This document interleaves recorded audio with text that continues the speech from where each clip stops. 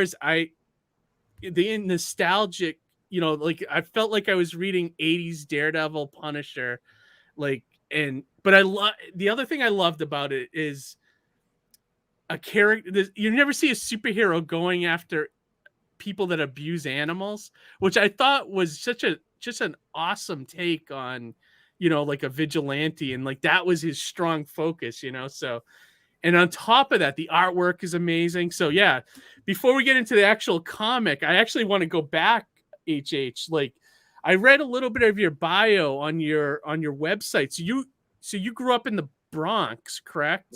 That's exactly right.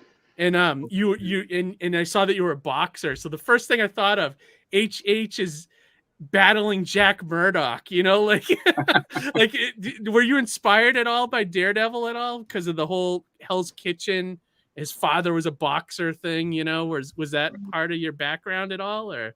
Right. You know, comic books for me, they were very inspirational. I only learned how to speak English, I guess, well, by the time I was in the second grade. So that would have been around 7 years old. My first language is Spanish. My second language is Italian, because I grew up in an Italian neighborhood. Yeah, I grew up in an Italian neighborhood in the Bronx all the way. It's the last stop on the 6 train. Okay. Yeah, all the way at the end, or in the beginning, depending on how you want to see it. Okay. But yeah, it was you know, mob kind of neighborhood. Think Sopranos, but in the Bronx. Mafia doesn't exist. Of course not. Yeah, well, that's why I said mob. See, you caught that, right? Oh, that's awesome. Yeah, that's where I grew up. I grew up in a situation like that, and frankly, I wasn't in any way a tough kind of kid.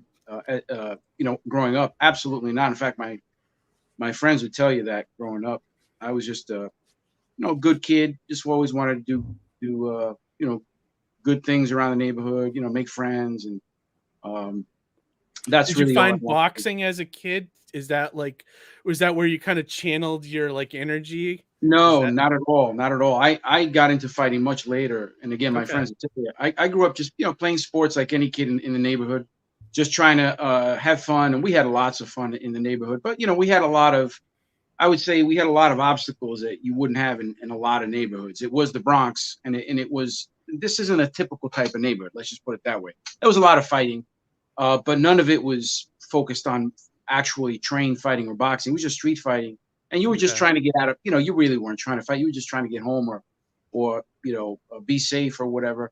But there were a lot of challenges. I really honed my skill as a fighter much later, in my late teens. So, you know, if you ask any of my friends, they would tell you I was just a good kid in the neighborhood. That's all. Gotcha. No, like I saw that you, like, on your website, your bio has a picture of you from like pay-per-view. So you actually were you a contender at one point? Oh yeah, absolutely. I did very well with fighting, and this is a thing I mentioned about the toughness. You know, where I come from, the word being a tough kid means very different than, I guess, a lot of other neighborhoods. When you say you're a tough kid in my neighborhood, what it really means is you're a tough guy. You're you know, in the middle of problems, and in most people's scenario, they just mean you're a tough person. And I actually do think I was a tough kid, because I did survive a lot of pretty hectic situations, but outwardly certainly wasn't. I was just trying to be a good kid in the neighborhood. And in fact, it's the opposite. I had a lot of difficulty with other kids growing up. So I was more trying to evade situations, and comic books, getting sort of full circle to the Daredevil question, really, they represented this wonderful way to, you know, comics, I've said this before, they're sort of like our first self-help books, you know, as kids, because you don't grow up with an instruction manual. You know, some of us grow up with religion, others grow up with, you know, good 2-parent household with, you know, lots of guidelines and whatnot. But for me, even though I did grow up in a, you know, religious sort of, you know, Italian American Roman Catholic situation, comic books were seminal. Not only did they help me learn the language, because there were so many words that I learned by reading, you know, these wonderful writers such as Stan Lee. Stan Lee was one of them. But it was also, hey, you know, if you're confronted with this type of challenge, what are you going to do? And there were so many different escape routes in the comic book. You could use your mind, you can use your mouth, you can use your legs, you can use your fists. So it was such a dynamic and creative and imaginative way to address an ongoing series of challenges that we had as kids. And I certainly had in my neighborhood.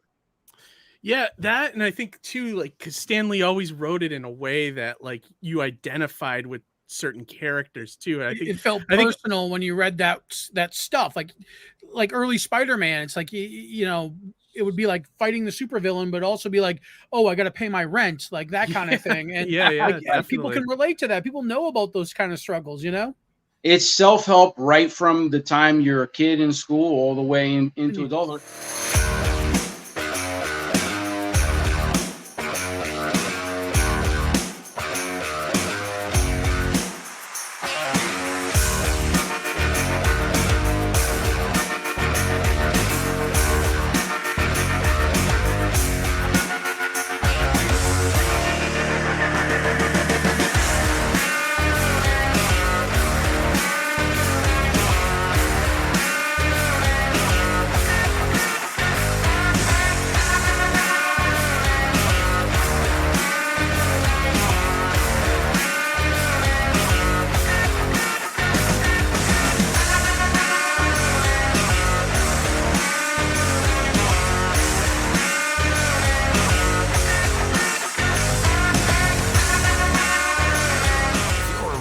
Podcaster, artist, or indie creator of any kind, you'll know what a struggle it can be to find creative services at an affordable price.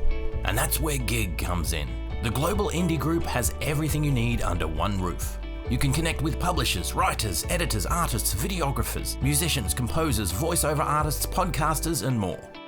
Hi, I'm Lori Calcaterra, and I'm on Gig. Hi, this is Ben from Comic Book Squares, and we're on Gig. This is George Medina, and I'm on Gig.